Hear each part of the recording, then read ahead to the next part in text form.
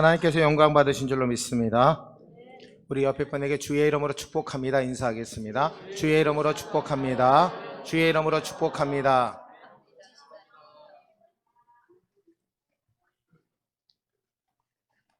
오늘 우리가 함께 교독한 사도행전 27장 말씀을 통해 인생의 유라굴로라고 하는 제목으로 하나님 말씀 함께 나누고자 합니다. 사르트르는 인생을 탄생과 죽음 사이의 선택이라고 말을 했습니다. 우리는 많은 선택을 하면서 살아가고 있죠. 무엇을 먹을까, 무엇을 살까, 무엇을 할까, 여러 가지 선택을 하며 살아갑니다. 선택의 과학이라는 책을 보니까 그 책에 사람이 하루에 선택하는 횟수가 약 150 이상이라고 합니다. 150가지 이상을 선택하며 살아가는데 1년이면 54,750번을 선택한다고 합니다. 만약에 90년을 산다고 하면 492만 7,500번을 선택하며 산다고 합니다. 저는 한번 생각을 해봤습니다. 과연 내가 얼마나 많은 선택을 할까? 저는 결정장애가 있다 보니까 참 뭘 선택해야 될지 참 애매할 때가 많습니다. 그래서 막 무엇을 선택해야 되지? 한 가지 선택하는데도 시간을 참 많이 허비를 합니다. 우리 인생이 이렇게 수많은 선택의 총합이 된다라는 것이죠. 각각 선택에 쌓여가지고 그 사람의 인생을 만들게 됩니다. 현재 인생은 과거 선택의 결과물이고 미래는 현재 선택의 결과물이라는 겁니다. 여러분, 만약에 여러분들에게 현금 1,000만 원하고 3,000만 원의 가치를 지닌 복권이 있다고 했을 때 여러분 무엇을 선택하시겠습니까? 이 3,000만 원 복권은 50%의 당첨 확률을 가지고 있습니다. 어떤 걸 선택하시겠습니까? 1,000만 원. 그렇죠. 너무나 익숙한 것에 선택을 하게 된다라는 겁니다. 70%의 사람들이 50%의 당첨 확률을 가진 복권보다 3,000만 원 그 가치를 지닌 복권보다는 내가 직접 지금 손에 쥘 수 있는 현금 1,000만 원에 더 선택을 하게 된다라는 것이죠. 그만큼 사람들은 현실에 더 흥미를 가지고 선택을 한다라는 겁니다. 근데 오늘 본문에 보니까 아주 현실에 입각한 선택을 한, 잘못된 선택을 한 사람들이 등장합니다. 오늘 1절 말씀에 보니까 우리가 배를 타고 이달리아에 가기로 작정됨에 바울과 다른 죄수 몇 사람을 아그스토데의 백부장 율료라는 사람에게 맡기니. 아멘. 바울이 이제 로마 황제에게 가서 재판을 받을 시점이 되었습니다. 근데 그 모든 일들을 백부장 율리오에게 맡겼다라는 겁니다. 즉 로마로 압송하는 모든 책임을 율리오라고 하는 백부장에게 맡겼다라는 것이죠. 근데 여러분 14절을 함께 읽겠습니다. 14절 말씀입니다. 얼마 안 되어 섬 가운데로부터 유라굴로라는 광풍이 크게 일어나니. 아멘. 아주 좋게 항해할 줄 알았는데 얼마 가지 못해서 유라굴로라고 하는 광풍을 만나게 된다라는 겁니다. 이 유라굴로라고 하는 광풍은요, 그 로마로 가는 길목에 그레데 섬의 한 가운데는 이다 산맥이라고 하는 2100m의 산맥 가운데 두 기류가, 반대 기류가 만나서 일어나는 북동풍 바람을 의미합니다. 근데 이 바람을 만나면 배는 통제 불가능한 상태가 되고 이리저리 밀려가기만 할 수밖에 없다라는 것이죠. 또한 이들이 두려워하는 것이 있습니다. 바로 스르디스라고 하는 모래톱입니다. 배가 여기에 빠지게 되면 절대 빠져나올 수 없다고 합니다. 그러니까 이들은 유라굴로 광풍과 스르디스라고 하는 모래톱을 가장 두려워했는데 바로 그 유라굴로라고 하는 광풍을 만나게 된 것입니다. 성도 여러분, 오늘 15절에 보니까 오늘 15절 말씀에 배가 밀려 바람을 맞추어 갈 수 없어 가는 대로 두고 쫓겨가다가 배를 가만히 놔둡니다. 통제 불가능하니까 어찌할 수 없어 그대로 내버려 두는데 그래도 하나님의 은혜로 가우다라고 하는 섬에 지나게 되니까 잠깐 동안 광풍을 피하게 됩니다. 자, 이제 광풍이 조금 잠잠해지니까 줄을 가지고 선체를 둘러 감아 배를 견고하게 하면서 혹시라도 모래톱을 만날까 봐 연장까지 다 버리게 됩니다. 그리고 18절을 보니까 광풍이 다음 날이 되어도 또다시 계속되고 멈추지 않았다라고 말씀합니다. 18절에 보니까 우리가 풍랑으로 심히 애쓰다가 이튿날 사공들이 짐을 바다에 풀어버리고 19절에 사흘째 되는 날에 배의 기구를 그들의 손으로 내버리니라. 아멘. 가지고 있는 짐과 기구들을 다 버리게 됩니다. 근데 여러분, 그들의 손으로 내버리니라 라는 이 말씀은 항해를 포기했다라는 겁니다. 도저히 우리가 뱃사람이지만 이제 해결할 수 없어서 그냥 맡겨둘 수밖에 없다라는 거죠. 이리저리 흔들리고 이제는 다 끝났구나. 배의 기구라는 말은 돛대와 닷을 의미합니다. 모든 것을 다 버렸다라는 것은 항해를 포기했다라는 것이죠.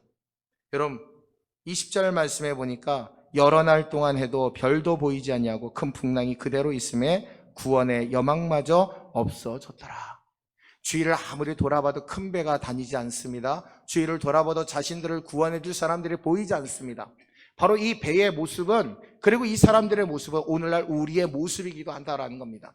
낙심하고 절망하고 무너질 수밖에 없는 우리의 연약한 모습을 의미하고 있습니다.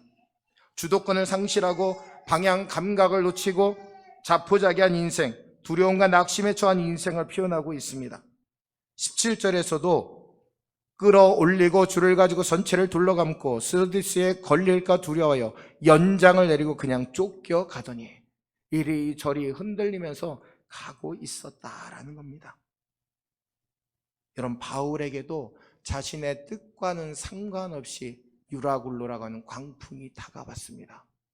어찌할 바를 알지 못할 때 오늘 주님은 그 인생의 광풍을 통해 우리에게 깨닫게 하고 계신다라는 겁니다. 그러면 하나님은 이 인생의 풍랑을 통해 무엇을 깨닫게 하십니까? 먼저는 잘못된 선택을 깨닫게 하신다라는 겁니다. 오늘 21절 말씀 우리 함께 읽겠습니다. 여러 사람이 오래 먹지 못하였음에 바울이 가운데 서서 말하되 여러분이여 내 말을 듣고 글에 대해서 떠나지 아니하여 이 타격과 손상을 면하였더라면 좋을 뻔하였느니라. 아멘. 바울이 이렇게 얘기하죠. 내 말을 듣고 그레데 섬에서 떠나지 아니었더라면 이렇게 배가 타격을 받고 우리들의 생명이 위협받지 않았을 텐데 왜 내 말을 듣지 않았느냐라고 이야기하고 있는 겁니다. 여러분, 하나님은 인생의 풍랑을 통해 잘못된 선택을 깨닫게 하신다라는 겁니다. 바울이 어떤 사람입니까? 기도의 사람이고 셋째 하늘을 보고 온 사람이고 하나님께서 귀하게 쓰시는 사람이고 정말 그 시대 가운데 하나님의 말씀을 선포하는 믿음의 복음 전도자였습니다. 근데 그 사람의 말을 귀 기울였어야 되는데 귀 기울이지 않았다라는 것이죠. 그러면 왜 바울의 말에 귀를 기울이지 않았습니까? 오늘 11절 말씀 우리 함께 읽겠습니다. 백부장이 선장과 선주의 말을 바울의 말보다 더 믿더라. 아멘. 학자들이 연구해 보니까 바울이 선교 여행을 하면서 항해한 그 선교 거리가 약 5,600km 정도 된다고 합니다. 그리고 지중해를 11번이나 항해한 사람, 그리고 이 사람의 모습은 노년의 때입니다. 즉 여러 항해를 걸쳐서 지중해가 어떠한 곳인지를 너무나 잘 알고 있었다라는 것이죠. 그런데 백부장 이 율리오가 바울의 말보다 선주와 선장의 말에 귀 기울였다라는 겁니다. 야, 죄수가 알면 얼마나 알겠어. 내가 지금 황제에게 데려가는 죄수의 말을 들어야 돼? 아니면 선주와 선장의 말을 들어야 돼? 여러분, 일반적인 상식이라고 하면 전문가의 말을 듣는 게 가장 정확할 것입니다. 그런데 바울이 어떤 사람인지를 율리오가 제대로 알지 못했다라는 겁니다. 만약에 하나님의 사람이었다면 그 바울의 말에 귀 기울였어야 됨이 마땅한 것이죠. 그런데 그렇게 하지 못했다라는 겁니다. 그리고 두 번째로 12절 말씀입니다. 그 항구가 겨울을 지내기에 불편하므로 거기서 떠나 아무쪼록 베닉스에 가서 겨울을 지내지 않은 자가 더 많으니 베닉스는 크레데 항구라. 한쪽은 서남을 한쪽은 서북을 향하였더라. 아멘. 사람들은 대부분 다수결주의를 지향합니다. 그거를 더 선호하죠. 그런데 여러분, 우리 그리스도인들에게는요, 다수결주의보다 신본주의가 우선해야 될 줄로 믿습니다. 그리스도인이라고 하면 하나님의 뜻이 먼저 우선되어야 된다라는 겁니다. 교회 일에서 교회 일하고 있는데 하나님의 일을 할 때 사람의 의견이 앞장서게 되면요, 그 일은 온전하게 이루어지지 못합니다. 교회라는 것은요, 하나님이 지키시고 하나님이 이끄시는 믿음의 공동체이기 때문입니다. 하나님께서 말씀하시는 대로 움직여져 나아가야 되는 것이 바로 교회입니다. 오늘날 여러분, 교회가 지탄의 대상이 되는 이유가 뭔지 아십니까? 하나님의 뜻이 실종됐기 때문입니다. 뉴스에는 아주 귀를 쫑긋 세우고 듣습니다. 근데 하나님의 말씀을 들을 땐 참고사항으로 여깁니다. 여러분, 말씀을 들을 때 집중하지 못합니다. 제가 이번 주에 월요일 저녁부터 목소리가 잘 나오질 않아서 이제 월요일날 제가 이비인후과를 갔습니다. 근데 보더니만 환자분 성대가 엄청 부었네, 오늘부터 말하지 마세요 그러더라고요. 말을 좀 줄이세요. 근데 이제 제가 새벽 예배를 안 할 수 없으니까 목소리가 완전히 가라앉은 상태로 새벽 예배를 진행을 했습니다. 수요예배 때까지 했는데 금요일날은 도저히 제가 이렇게 하다가는 주일날 목소리가 아예 안 나올 것 같아서 목요일, 이제 금요일날 우리 오동규 목사님께서 말씀을 전하셨습니다. 근데 제가 그거를 보면서, 야, 내가 내게 주어진 사명을 게을리했구나. 내가 내 목을 관리하고 하나님의 말씀을 전하는데 내 목을 잘 관리했어야 되는데 사명을 등한시한 저의 잘못을 깨닫게 하셨습니다. 여러분, 그렇습니다. 우리가 우리에게 주어진 사명을 어떻게 감당하느냐가 참으로 중요하다라는 것이죠. 오늘 바울은요, 이 사명을 깨닫고 있습니다. 정말 하나님이 왜 로마 황제 가이사에게 가라고 명령하셨을까? 바로 로마에 가서 복음을 전하게 하시기 위함이었다라는 겁니다. 사도 바울의 말을 듣지 않고 13절에 보니까 남풍이 순하게 불매 그들의 뜻을 이룬 줄 알고 닷을 감아 그레데 해변을 끼고 항해하더니, 선주와 선장 그리고 백부장 율리오와 선원들 바울의 말을 듣지 아니하고 항해를 하는데 아주 순탄하게 가는 겁니다. 남풍이 불어서 아주 배가 잘 항해를 하니까, 거봐, 우리가 죄수의 말을 듣지 않기를 너무나 잘했지. 지가 하나님의 사람이면 뭐 하나님의 사람이야? 선장의 말을 들어야지. 아주 순탄하게 갑니다. 근데 얼마 안 가서 완전히 깨져버리고 말죠. 유라굴로 광풍에 휩싸이게 되어서 그때부터 고난이 시작되게 됩니다. 하나님이 유라굴로를 그들에게 보여주신 이유는 잘못된 선택을 깨닫게 하시기 위함이라는 겁니다. 또한 두 번째로 하나님께서 바울에게 그 사명을 깨닫고 견고하게 하시기 위해서 유라굴로 광풍을 그들에게 일으키신 것입니다. 잠언 14장 12절에 어떤 길은 사람이 보기에 바르나 필경은 사망의 길이니라. 아멘. 신앙생활은요, 하나님의 뜻이 우선해야 됩니다. 어떤 상황이 있어도 사람의 뜻이 우선해서는 안 됩니다. 하나님의 뜻이 우선해야 됩니다. 여러분, 어떤 일을 앞에 두고 하나님 앞에 구하시는 저와 여러분들 되시기를 바랍니다. 다윗은요, 블레셋과의 전투를 앞두고 하나님 앞에 물었습니다. 하나님, 제가 저 바알 브라심에 올라갈까요? 아니면 하나님이 내게 저들을 붙여주시겠습니까? 하나님께서 그 기도를 들으시고 내가 블레셋 군대를 너에게 붙여주겠다. 이것이 바로 하나님의 방법이라는 겁니다. 오늘 이 예배에 참여하신 우리 사랑하는 성도 여러분, 하나님의 뜻이 우리의 모든 일의 시작점이 되시고 출발점이 되시는 귀한 역사가 저와 여러분들의 넘치시기를 주의 이름으로 축원합니다. 우리 예수님도 십자가를 앞에 두고 아버지여, 만일 아버지의 뜻이거든 이 잔을 내게서 옮기시옵소서. 그러나 내 원대로 마옵시고 아버지의 원대로 되기를 원하나이다. 아멘. 우리에게 인생의 풍랑이 다가왔을 때 이상하게 여기지 마십시오.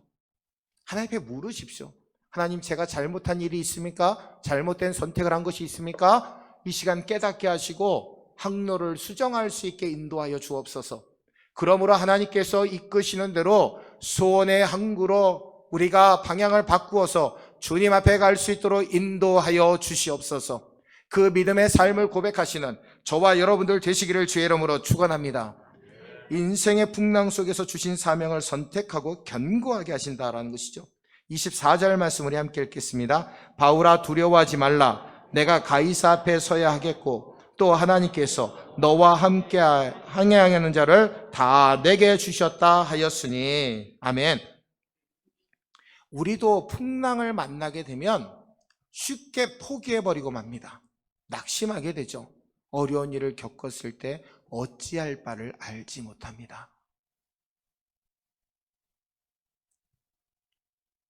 정말 하나님 앞에 믿음으로 선 자라고 하면요, 어떤 어려운 가운데서도 주의 일을 감당하게 됩니다.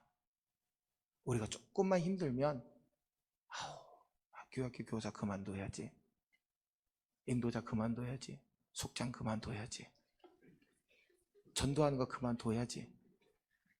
밖에 나가서 전도하면 사람들이 막 눈치 주고 뭐라고 하는데 뭐하러 해? 여러분, 제가 놀란 일 하나 있습니다. 화정역으로 오는데 신천지들이 이제 가리지 않더라고요. 앞에다가 세 판을 딱 세워놓고 마스크를 딱 쓰고 사람들이 오기를 기다리고 있는 거예요. 제가 그걸 보고 깜짝 놀랐습니다. 지금 교회는 얼마나 움츠러들어 있습니까? 전도에도 사람들에게 좋은 인상 주지 못하니까 멈추고 있습니다. 제가 그 모습을 보면서 하나님, 깨닫게 하시니 감사합니다. 이제 우리 교회도 전도가 시작되게 도와주옵소서. 여러분, 멈추게 되면요, 뒤로 퇴보하게 되어 있습니다. 우리가 코로나19 핑계대고 얼마나 많은 것을 안 했습니까? 내게 주어진 사명 감당하지 않아도 되지, 이렇게 생각할 때가 많았다라는 겁니다. 여러분, 사명을 감당하는 사람에게는요, 풍랑은 훈련에 불과합니다. 인생의 풍랑이 크면 클수록 그 사명이 큰 것을 기억해야 됩니다. 연장도 내리고 짐도 바다에 풀어버리고 배에 기구까지 살기 위해 내버린다고 해도 사명만큼은 붙들어야 된다라는 것이죠. 인도의 성자 선다싱이 히말라야 산맥에 있는 부족들에게 복음을 전하며 살았습니다. 그가 가지고 다니는 것은 낡은 담요 하나와 성경 한 권이었습니다. 그런데 그가 한 사람과 같이 히말라야 산맥을 눈보라가 치는데 넘어가고 있었습니다. 근데 앞에 가다 보니까 눈보라가 치는 가운데 무엇인가 땅에 눈보라에 덮여 있는 것을 발견하게 됩니다. 그래서 눈보라를 급하게 막 치워내 보니까 한 사람이 거기 쓰러져 있는 거예요. 눈보라가 너무 심하다 보니까 거기에 쓰러져 버린 것입니다. 그래서 선다싱이 이런 얘기를 합니다. 우리가 하나님이 영혼 구원하라고 우리를 보내주지 않았습니까? 이 사람 함께 업고 이 산맥을 넘어가자고 같이 가는 사람에게 제의를 했습니다. 그랬더니 아니야, 지금 우리가 이 사람과 함께 가다간 우리도 죽고 말어. 그냥 이 사람 여기 내려놓고 가자고, 그냥 놔두고 가자라고 얘기하는데 선다싱은 듣지 않습니다. 그래서 같이 동행하던 한 사람이 그럼 나는 먼저 가겠다고, 내가 살아야 되니까 먼저 가야 되겠다라고 먼저 가버리게 됩니다. 근데 이 선다싱은 그 사람을 놔둘 수가 없어서 영혼 구원의 사명을 띠고 그를 업고 히말라야 산맥 그 눈보라를 헤치며 나가게 됩니다. 그런데 얼마 가지 못해서 앞을 보니까 한 사람이 눈보라에 쌓여 있는 겁니다. 자신과 함께 가던 그 사람이 눈보라를 이기지 못해서 쓰러져 있는 것입니다. 선다싱은 이 한 사람을 업고 가다 보니까 눈보라 속에서도 땀이 나가지고 그 눈보라를 이기고 히말라야 산맥을 넘어가게 되었다라는 겁니다. 사랑하는 우리 성도 여러분, 선택의 순간 가운데 사명을 끝까지 감당하고 견고하게 그 일을 감당하게 될 때 하나님께서 은혜를 주시고 축복해 주실 줄로 믿습니다. 어떤 순간에서도 주님을 바라고 믿음으로 승리하시는 저와 여러분들 되시기를 주의 이름으로 축원합니다. 위대한 선택이라는 책이 있습니다. 거기에 위대한 선택을 위한 7가지 원칙이 있습니다. 하나는 선택의 순간에 한 발 물러서서 전체 그림을 보십시오. 두 번째는 항상 여러 각도에서 상황을 살피고 분석하고, 세 번째로 판단력을 흐리게 만드는 반복 효과에 속지 마십시오. 네 번째로 보고 싶은 것만 보지 말고 꼭 보아야 할 것을 보십시오. 5번째로 지도에 얽매이지 말고 끊임없이 지형을 관찰하십시오. 6번째로 닭이 가진 30cm 시야를 버리고 독수리가 가진 3km 시야를 가지십시오. 7번째로 과거를 향한 창문을 닫고 미래를 향한 창문을 여십시오. 여러분, 이 말을 기독교의 용어로 한마디로 요약하면 사명을 선택하고 사명대로 살아가라라는 말씀입니다. 이런 바울은요, 위기를 겪을 때마다 하나님께서 말씀으로 들려주시고 그를 구해주셨습니다. 사도행전 18장 9절과 10절에 밤에 주께서 환상 가운데 바울에게 말씀하시되 두려워하지 말며 침묵하지 말고 말하라. 내가 너와 함께 있음에 어떤 사람도 너를 대적하여 해롭게 할 자가 없을 것이니 이는 이 성중에 내 백성이 많음이라 하시더라. 사도행전 23장 11절에 그날 밤에 주께서 바울 곁에 서서 이르시되 담대하라. 내가 예루살렘에서 나의 일을 증언한 것 같이 로마에서도 증언하여야 하리라 하시니라. 아멘. 수많은 신문을 당하고 자신을 죽이려고 하는 40명의 음모 가운데서도 건점을 잊고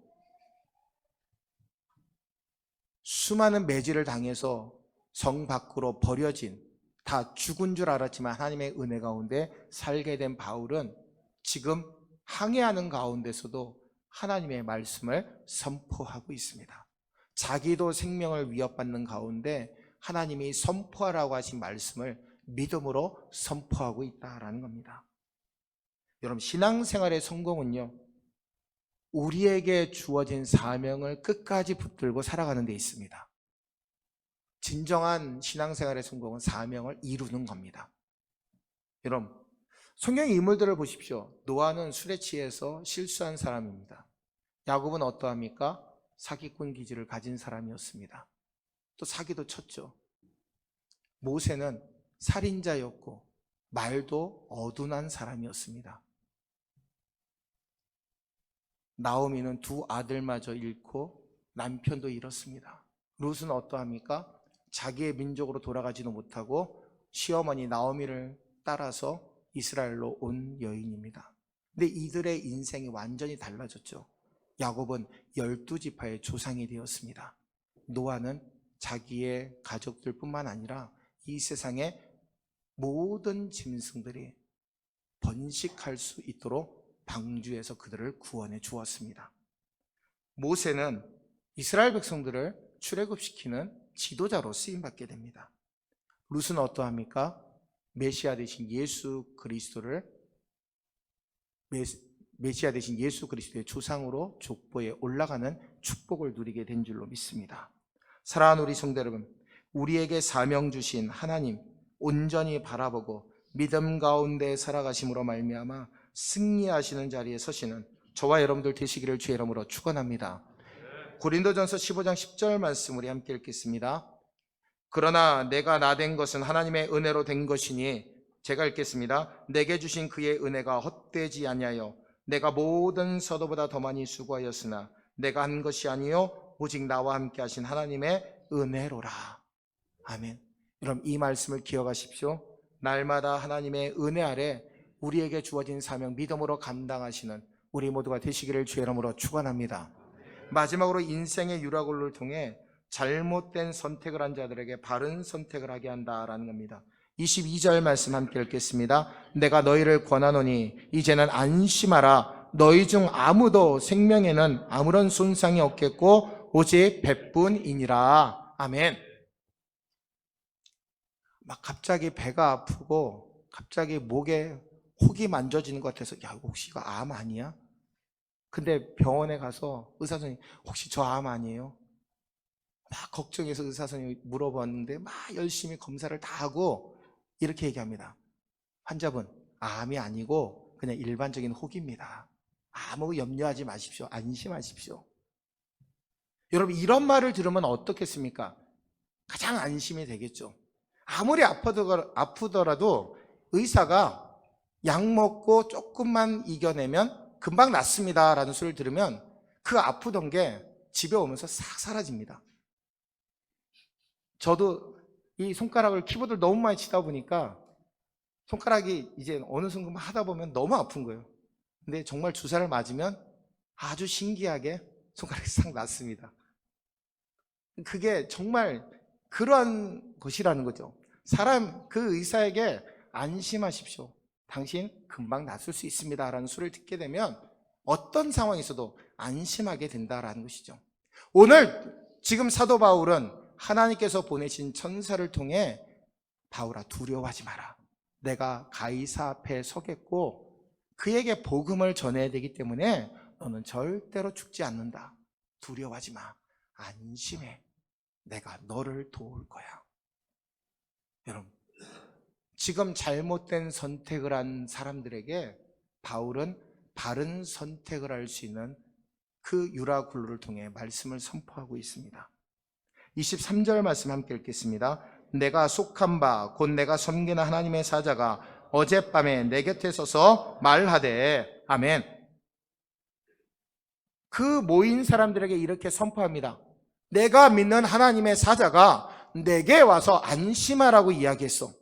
두려워하지 마. 이 배는 타격을 입어서 부서지게 될 것이지만 우리는 머리카락 하나도 다치지 않냐고 육지에 도달하게 될 거야. 바로 멜레데 섬에 그들이 안착하게 되는 것이죠.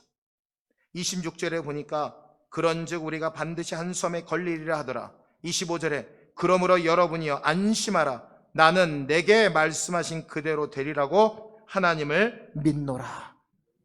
바울이 믿음으로 선포했을 때 하나님은 그대로 되게 만들어주신 줄로 믿습니다.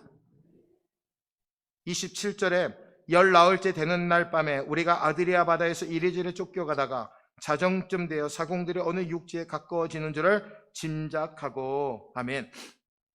33절과 35절 말씀 우리 함께 읽겠습니다. 33절에 35절입니다. 날이 새어가매 바울이 여러 사람에게 음식 먹기를 권하여 이르되 너희가 기다리고 기다리며 먹지 못하고 줄인 지가 오늘까지 19일인즉 음식 먹기를 권하노니 이것이 너희의 구원을 위하는 것이요 너희 중 머리카락 하나도 잃을 자가 없으리라 하고 떡을 가져다가 모든 사람 앞에서 하나님께 축사하고 떼어 먹기를 시작하매 아멘.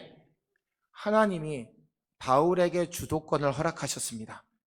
그들을 하나님을 믿는 자리로 이끌 수 있도록 주도권을 허락하셨다라는 겁니다.